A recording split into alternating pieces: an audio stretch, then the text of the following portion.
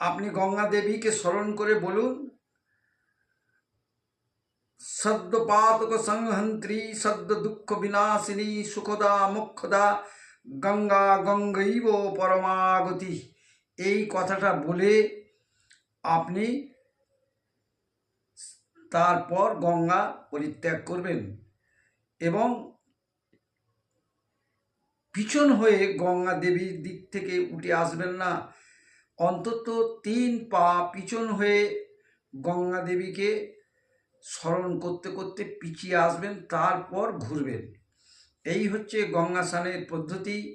এইভাবে যদি আপনি গঙ্গা স্নান করতে পারেন ভক্তি সহকারে, কমসে কম 11টা পূর্ণিমায় যদি গঙ্গা স্নান করতে পারেন, তাহলে রোগ মুক্তির সম্ভাবনা অন্তত 60% আপনি রেজাল্ট পাবেন।